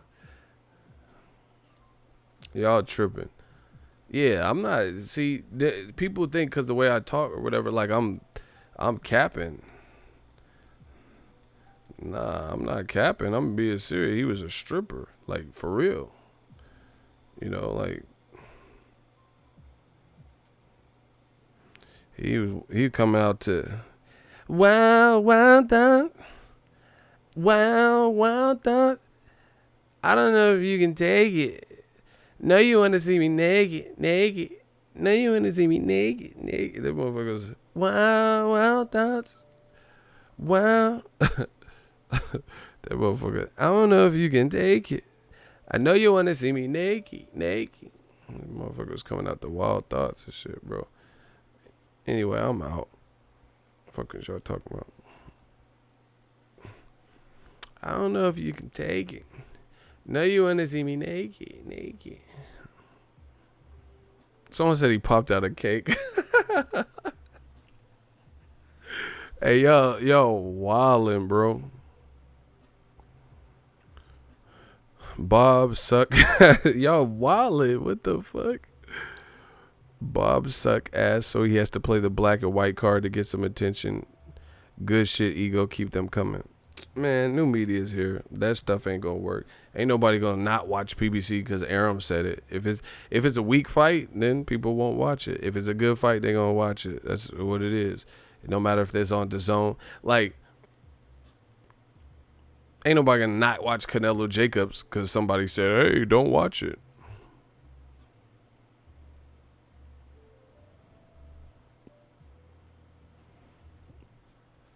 I think Bob Arum knows he needs to deliver a big fight for ESPN, and he knows he don't have no one for Crawford. The only people he could do is like whoever Al Hammond lets up and offers, or like, you know, like guys like Luis Collazo or, you know, Devin Alexander or some shit. Berto maybe. If Al Hammond allows that and advises for that. Or Kell Brook maybe. But Spence already beat him. So once again, Al Hammond has the master plan, like he's playing chess, because how can Crawford, he's totally skilled, but how can he become the A side? Honestly, how can he become the A side when in-house they could put Spence in the position to have all these title fights, collect belts with meaningful guys, and at best, you know, Crawford, unless he works with them, he'll be fighting guys with a couple losses if that's the only thing Al Hammond sends, or guys with a couple losses like Kell Brook, and Spence already beat him. So how is he going to be the A side? It's going to be, without a doubt, I'm telling you. I don't think Al Hammond is afraid to put Spence in there with Crawford, but right now the race is too close as to who's the A side. But by the time this is over, on some real chess moves, some real ball shit, there's going to be no denying the fact that Errol Spence is the bigger American welterweight star, or the bigger star in boxing, because he's aligned and positioned for that. All he has to do is train hard and keep winning. All he has to do is train hard and keep winning. And if he can do that, then he's aligned for greatness. He's selling out Cowboy, not selling out because the stadium is huge, but he sold 47.5 at with Mikey Garcia. He can go to the Frisco at the Star, or if they feel confident to put it back in the AT&T Stadium, you know what I'm saying? Bud ain't gonna be able to fight nobody that he probably wants to fight. And see, this is the other thing. Yeah, see, that's what they doing with Tank. That's what I'm saying. See, once again, why is Heyman blocking AJ versus Ortiz to damage the zone? We blocking you. Chinged. It's the same guy. Block him over and over. Why you keep coming back, dog? You a stalker. We don't care what you talking about. Bottom line is AJ, if he wanted to fight Luis Ortiz, he should have selected him before Gerald Miller. You guys can kick, fight, scream, but guess what? That doesn't change the unfortunate chain of events with Gerald Miller and the failed drug test and the necessity for Dazn to produce a big substitute fight for Anthony Joshua for his American debut. So I don't need to speculate any further. Let's see what Eddie Hearns and Dazn can produce for AJ, and his star power might be tested. They said he's a bigger star everywhere, bigger star even in America than Wilder. We're going to find out because we're going to see how his event is looking and who they put him in there, and we're going to see Wilder, and they both fighting in a small space of time. So we're going to see how Wilder Brazil plays out and AJ versus 2B TBA opponent. Dazn and Madison Square Garden, per Eddie Hearns, chose Miller. So they got to live and die by the decision. Unfortunately, you chose a person who, wasn't keeping it even Steven, and it came out on a failed test, period. So now you have to, figure out what your next move is. It's that simple. Now, same thing. Whoever said that, that's exactly it. Gervonta Tank Davis is being aligned with star power and stardom. He just had Drake at a substitute fight. It wasn't even the real fight it was supposed to be. Now he's about to fight in Baltimore and have that shit lit. Charlo's about to fight in Houston. You guys will see, bro.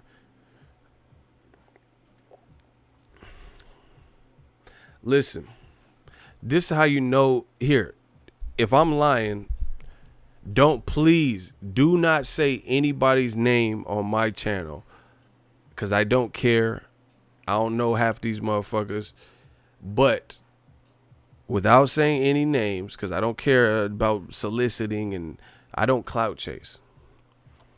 This is how I know new media is killing, because we know there's been usual suspects, even on YouTube and boxing writers, who have consistently attacked PBC and didn't want to cover their events. Now they're trying to cover PBC events. Now they're trying to be more optimistic and more fair-sided. You know what I'm saying?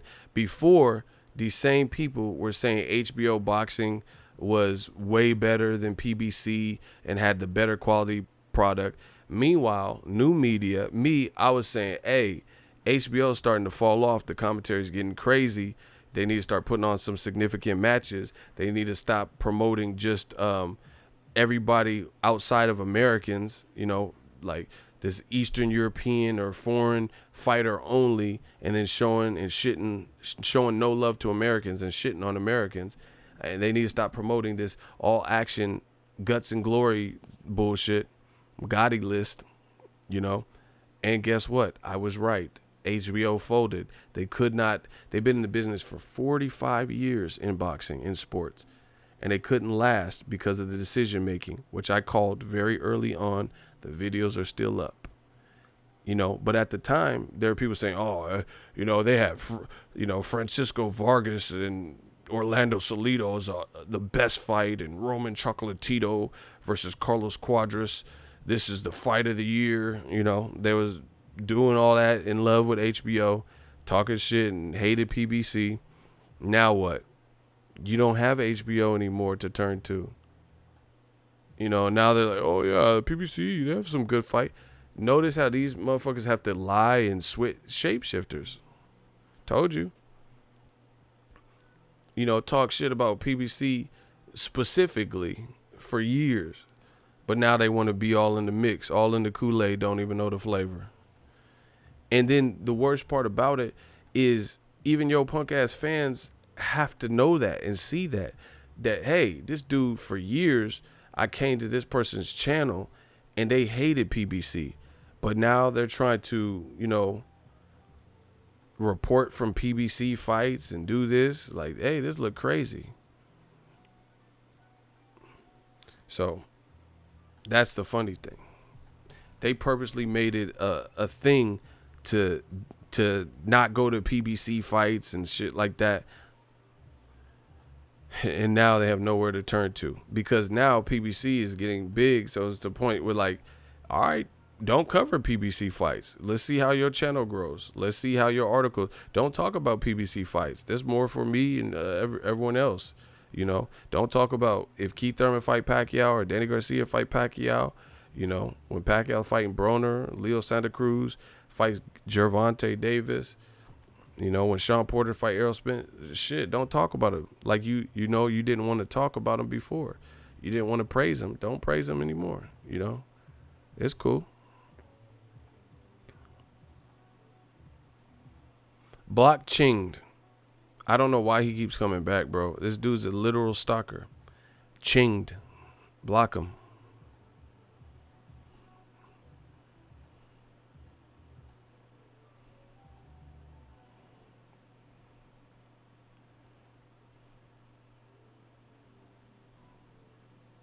Every British boxer need to come home. American boxers are welcome to the UK, but we don't need to get caught up in the political nonsense.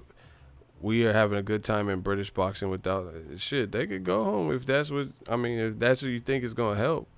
They going home with losses like Amir Khan. Yeah, they could go home. Corolla, they could go home. He just lost. Khan just lost. Both by knockout. Yeah, I mean, David Price getting bit the fuck up. I mean, I don't see what. It don't matter. You know what are you talking about? They can come home, bro. What are you talking about? Okay.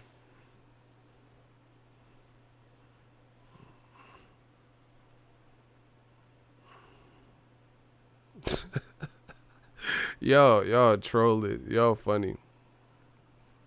These guys live to troll unbelievable. Bro, that's what I'm saying. It's crazy. That's how you know my shit popping. Great commentary. HBO followed Jim Lampley down a rabbit hole. Exactly. Now they are dead. Good riddance, HBO. That's what I'm saying. And ESPN, you know, outside of Andre Ward, who's the only one that has like his own kind of identity, they're following the same. It's HBO 2.0. Max Kellerman keeps saying the same crazy shit, like he turning into Lampley. Like, yes, I'm gonna take over for Lampley. Like, you know what I'm saying? Like, took over for Lampley. See, well, you know, I just thought of something. Where is Lampley? Like, see, nobody picked him up. Why didn't Dazn pick up Lampley? If he's, you know what I'm saying? Is he on unemployed? No, I'm being real. Where is Lampley? That man, hey, I just thought about this. See, you did all that shit with HBO, and then people seen how you were acting, and so far you haven't been picked up by nobody. You ain't been picked up. He unemployed right now. He at the WEC offices right now. He getting WEC similar. Like, where is Lampley at though? HBO hate black opposition, hate blacks only. Yeah. He said Lampley more elusive than Heyman. I ain't seen him. That man, how you cover boxing for 45 years? I ain't seen him at no fights. I ain't seen no interviews.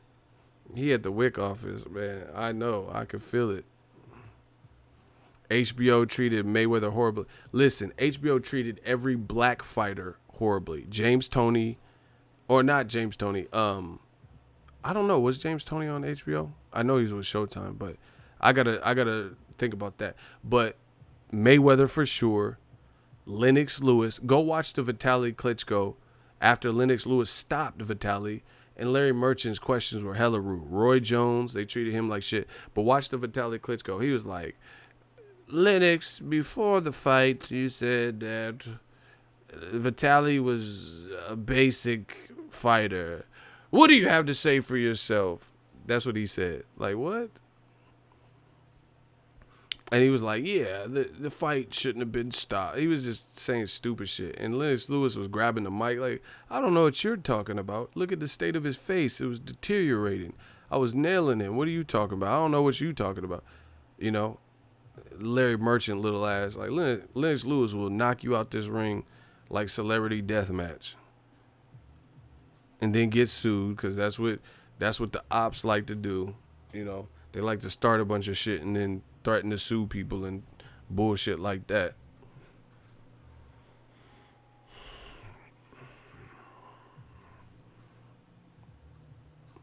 Larry Merchant treated black boxers awfully, not HBO.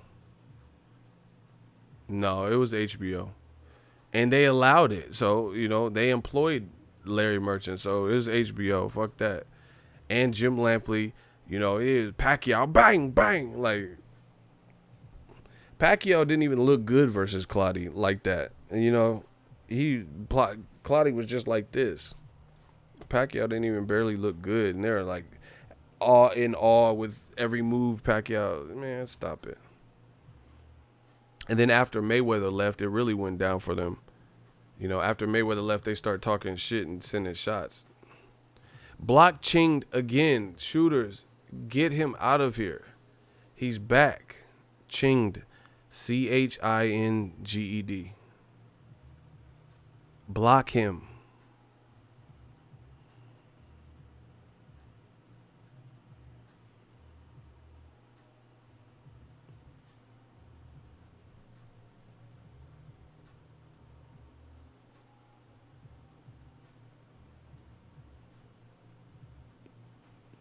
If you see Ching back here, block him again. HBO need to fire your ass. You don't know shit about boxing. He said he gonna come back as chinged again. You gonna get your ass chinged by these shooters too. Yeah, we gonna see. You gonna get ching, pew. You gonna catch this ricochet. Anyway, let me get out of here. Y'all motherfuckers annoying with this troll shit. My sleep is more important than this bullshit. You know, playing these games. Let me creep up out of here before you come back. Y'all ain't got no life. Some of y'all ain't got no life with this troll shit. Y'all be taking this. Let me re-energize. I'll be back.